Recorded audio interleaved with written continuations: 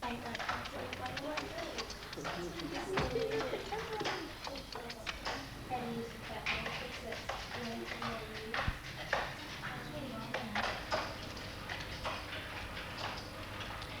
you want to teach keyboarding. Well, what's involved? Where do you start? There is a general desire in education for students to be able to compose directly onto the computer and to be able to develop word processing skills. This program is intended to be a guide to show one method of introducing keyboarding and the initial stages of the development of speed and accuracy as a prerequisite to word processing. The ultimate aim is that of touch typing, which means that the students will be able to carry out two thought processes simultaneously by keying in directly from their thoughts onto the screen. When learned correctly, keyboarding becomes a long-term skill. It is important that the learning environment is designed to minimise health and safety risks. This involves providing students with tables and chairs which can be adjusted to suit each individual student. The equipment should be placed in the room so that it is easy for the teacher to be able to see a number of students at one time to ensure that correct techniques are maintained. The students also should be able to see the teacher easily. Before beginning a keyboard course, students should be told what is expected of them, what they can expect to achieve, and the benefits of learning to keyboard. They should also be told that technique is the key to success. These goals should be set out at the beginning of each lesson or task. Alright, off you go, in you go. This is the first of 20 lessons. It is important in this lesson to establish and stress good technique, sitting position, and hand and finger placement on the keys. Settle down now. You'll see that the machines are already turned on and ready to use. And I've also adjusted the tables for you and the chairs. Another day, another lesson, you'll have to do that yourself. The important thing is, though, is to know where to sit and just how to sit. So I'd like you to test that. If you could just turn around and face your keyboard, sit so you're comfortable, back straight. And the best thing is that you're one hand span away from the keyboard, not the table, right? Not the table, but make sure it's the keyboard. If you put your hand here and the one finger there, the little finger on your keyboard, and your thumb towards your stomach. That's one hand span. The key to finding the way around the keyboard is by having the fingers work from a fixed position, which is the home row. The home keys are usually introduced first, followed by the vowels and consonants in order of common usage. And, the row that we're going to look at is the middle row of keys. Now, can anyone think why? Terry? Because it's easy to get to the other keys. Okay. And that's where your fingers would go naturally. So if you put them there on the home row, that's what we call the middle row, the home row. The pointer finger on your left hand should be on the F key, and your pointer finger on your right hand, that should be on the J key. If you look between your fingers also, you should be able to see two keys straight away. And they are which keys? Yes, Yusuf? G and H. G and H keys. Right, so you can always test in the easy way that the G and H keys. Just check also that your wrists, they're not hanging down, but that they're up off the keyboard. Okay? Now if you could just take them off, please, put them behind your back. Now see how quickly you can put them back on, find those home row keys. What keys should you be looking for? Ellie? G and H. Right, you can see the G and H keys. Try it again, please. Hands behind your back, right on the home row keys again. This time turn and shake your partner's hand. Just shake your partner's hand. Right, turn back around. Let's see if we can learn six letters. And the first one we're going to start with is the J key. Now, which finger do you think we'll use for the J key? Fiona? The right pointer finger. Okay, that's right. So if you put your hands on the keyboard, remember to look for the J and H key. Helen, you're too far away from the keyboard. Remember the hand span? You just test that quickly. Hand back on the keyboard. We'll try the J key. Right pointer finger. J, J, J, J, J, J. Now just stop there. We're going to put in a space this time. Alright, we're going to try the space bar. That's the bar right down the bottom of the keyboard. And we use our thumb for that, the right thumb. So if you just try pressing the space bar a couple of times, the right thumb, just try it. You're using two thumbs, Gary, just the right thumb. Okay, now let's try the J key and the space bar as well. Watch the keyboard and you listen to me. You listen to me as I read out the letters. J, J, J, space, J, J, J, space, J, J, space. We're also going to put in a return. If you look on the right side of your keyboard, you'll see the return key. Which hand and which finger do you think? John? Your right little finger. Alright, so we're going to use the right little finger. If you put your hands on the home row keys, just roll the right hand over and press the return key. All the fingers can come off the home row keys. That's alright. Back onto the home row keys. We'll try the space and the return key as well. From the beginning, students should develop familiarity with the keyboard so that they can feel confident in finding the home keys. Short activities and games reinforce this, while giving an opportunity for the teacher to check posture and hand placement. Each key should be introduced by shadowing. This involves moving the home key finger to the new key without pressing it. It is essential that the student watches the movement so that the brain gets a picture of the finger's reach. An early keyboarding technique is to roll the hands forward a little to press the upper row of keys. This will help to develop a fluency in manipulation and minimise muscle stress.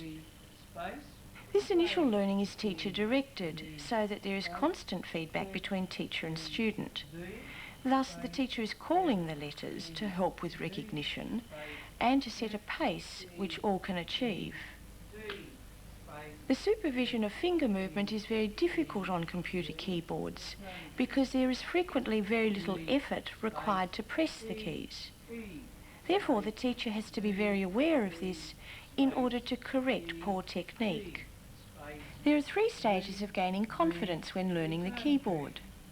Firstly, watching the keyboard to see that the correct finger has hit the correct key. Secondly, when there is confidence in this movement, the student will look at the screen to check the correctness of the action. The final step is when the student can direct their attention to the copy on the stand. This takes time to develop. Space, D, D, D, D, space. Tammy, you can go back a little bit, please. Get a little bit close. Thank you. Damien, up straight. Come on, back a little bit. Come on, back a little bit, that's it. Keep these up. The wrist up, that's it. Robin, you can go back just a shade too, please. Back just a shade. That's it. And that'll do. After a few lessons, the students know that when they come into the room, their first task is to get ready for the warm-up. This is revision of the letters learned to date. Hands on the right side of the keyboard, okay? Up. That's right. Now make them work. Have you done the 2 rows, have you? All right. Yep, I have to. Right, okay then. All right, everyone can stop now then. Right, now let's do the last row, right? Now just see how quickly you can get across the last row. Ready? Okay, off you go. As quickly as you can make yourself go on this one. And remember to hold that shift key down nice and firmly before you strike the key itself. Tammy, the opposite hand, please. It's easier that way. Lift shift key down for S. Right. Hand back. That's right. That's good. Okay. Everyone stop then. That's near enough. Who got across the row, please? Hands up. Good. Now, today we're going to do 3 new keys. We're getting towards the end of them. And we're going to do the O, the T and the C. Right? Which finger's going to hit the O? Third? L finger. Right, L finger. And what's it going to do? It's going to roll up, isn't it? All right, put your hands on the keys then. All right? Now, remember what we do? We shadow it. Shadow it, don't we? Now we move it up and down. If you're going to practice something, you practice it the right way. Put your hand on the keys, right? Okay, now let your L finger move up and back. Up and back. Hold the wrists up. That's right. Not that far, Tan. There is a specific movement to reach each key, and if the hands are held correctly, students will in fact make the correct movement. In this learning stage, errors are not important and should not be emphasised. We expect students to make mistakes, but these will decrease as technique and confidence improve. You can actually see it. Right? Right, without even looking at it. Right? Shane, not fast. Look at it. You weren't looking at it. Right? It's important to look at this stage, because when I tell you not to look, then I don't want you to look at it. Okay? Right, with me. L, L, L, space. Good firm hit with your thumb on the space bar. Right. L, O, L, space. L, O, L, space. O, O, O, space. That's good, Shane. O, D, E, space. O, D, E, space. All right, now, do you think you know that key well enough? Yes. Okay. All right, now the next one we're going to do is the T. Where's T? F finger. F finger, and what's got to happen? It's got to roll up and a little bit across, isn't it? Up and a little bit across, okay? Right, now let's shadow it. Let's move the finger across to it. From the F to the T, let it roll across.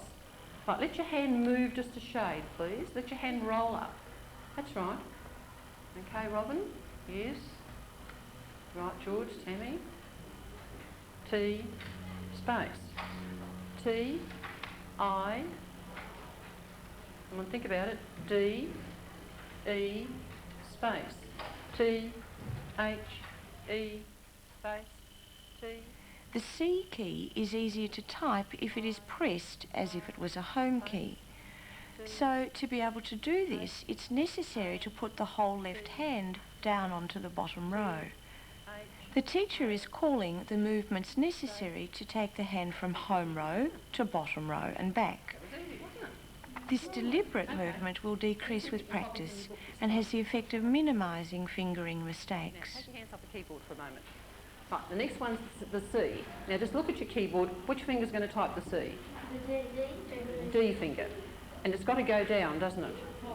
Now what I want you to do this time is I want you to move the whole hand down. From the home key, drop your whole hand down so that your 4 fingers are rested on the bottom keys. Put your left hand up on the keyboard for me. Right? Now, just your left hand for the moment. Now, drop your hand down onto the bottom row. So you've now got your little finger on the what key? Z, X, C and V, okay? Now put your hand back up on the home row again. Down, up, down, up. Okay? Hand down C, hand back T, A, T, E, space. Little word. I, C, E, space. Right, how do you feel? Comfortable with it? Okay. Now, find the C in your book then. No, it's over the page, please. The little sentences. Right? The little sentences over the page. Now, I just want you to copy type these. Just simply copy them as quickly as you can. Right? Damien, off you go, please. Now, watch your copy. Just keep yourself moving as quickly as you can work. Right, everyone, you can stop now. Right, that's the warm-up done. Now, we're going to do some of those nice short-paced little sentences we do for 12, 15 or 20 seconds, remember? Okay. All right, now, let's try the first one. Now, I'm going to time you for 20 seconds and see if you can get the first row done. Now, I want you to type as fast as you possibly can. Now, what's not important? Mistakes. Good. Okay. Right, let's see if we can get to the end of the row by the time I get to the end of the 20 seconds. The challenge of beating the clock forces students to test their familiarity with the keys and the correctness of their technique. A timing of 10, 15, 20 or 30 seconds pushes students to do a little better each day. The aim in this activity is to type a given amount in the time allowed, regardless of errors. Make yourself think faster and faster all the time. Right, stop. We've got the end of the row. We've got the end. Charlie? No? Okay, Raymond? Okay. Let's try again. 15 this time. Okay. Right, go.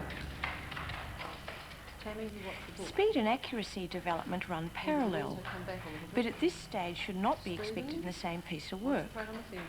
Students can't achieve these two different things at the same time. Speed is learned by pushing the student to respond faster and faster, whereas accuracy is achieved when typing at a controlled rate. Right, who did better? 1 letter better. Good, okay. Right, now, it takes a lot to push yourself past that barrier. Right, you really have to work very hard. Let's type that, the next group there, the small paragraph, the one that starts off with when I go fishing. Now I want you to just type that, not as fast as you were doing that time, but just a little bit slower. But this time, concentrate on watching your book. Right, now turn your book around, Charlene, so you can see it better. I know they don't stand up very well.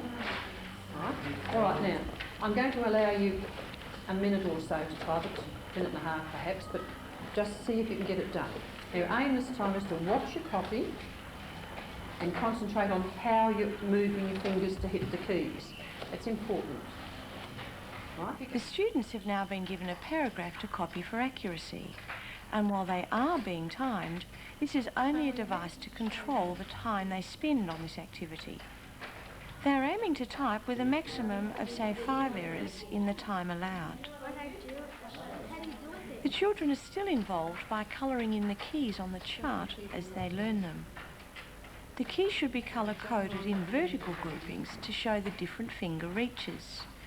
This is a useful reinforcement and motivational technique. By the time the course is nearly over, the students will know the geography of the keyboard, and through selected revision tasks, together with speed and accuracy timings, have achieved a satisfactory level of keyboard competence. The teacher's job is to provide a variety of approaches to what are essentially the same tasks, so that students are successful and see themselves improving each day. All right, stop now, please. It's time to change. Those moving to computers, move now.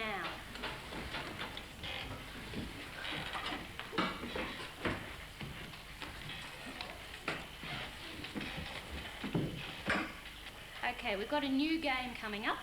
So Tanya and Michael, would you give out the boards? Thank you.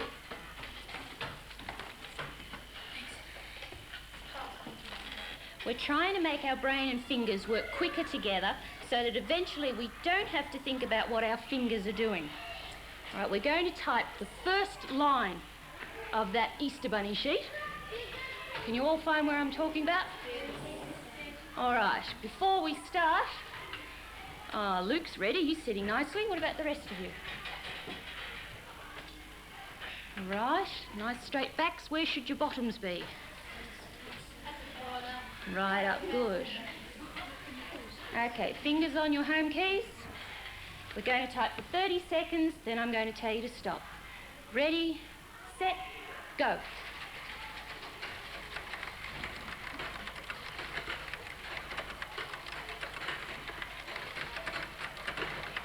Stop. All right, we're going to do the same line again. I want you to hit the return key, get ready, get set, go. Okay, now, you've done your warm-up. From here on, we try and develop our skills. We've been doing those little short bursts of speed. Now today I'm going to give you a timed writing for 1 minute. Right, and every 4 or 5 lessons we'll have another one. Now this is the one that you measure yourself by. Because I want you to go quickly, your mistakes just don't matter. So concentrate on what you're copying from and make your fingers go as quickly as you can. Okay, we ready? Okay, right, go. One of the activities that can be introduced is a timing over 1 minute to measure the rate of typing.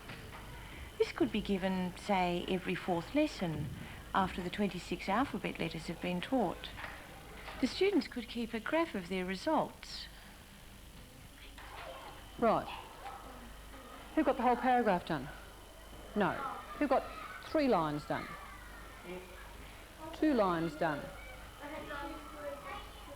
The best thing about this is you get 2 tries at it, right? And I'll make a note of the best one. Okay? So, see if you can do better this time. Ready again? Okay? Go.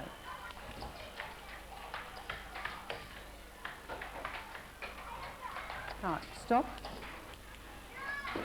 Okay, who did better? How much better, Charlene? Good girl. Now, I want you to type your name in underneath what you've just done, your whole name, and the number of words that you typed, please. Okay? Finally, let's look at students using the computer to complete some process writing tasks. Tanya is at the automatic response stage, which enables her to concentrate on writing her poem at the keyboard. Passages there, please. Trigana is composing a lengthy story, which she will later edit. These students are able to carry out simultaneously 2 separate thought processes: keying in and generating information. Look at the way Louise is able to concentrate on the screen while her fingers appear to work almost independently. In order to achieve these keyboarding and editing skills, students must be provided with further development lessons after they have completed their introductory keyboarding lessons. In this way, students are also provided with a sound base for continuing the development of general computer skills.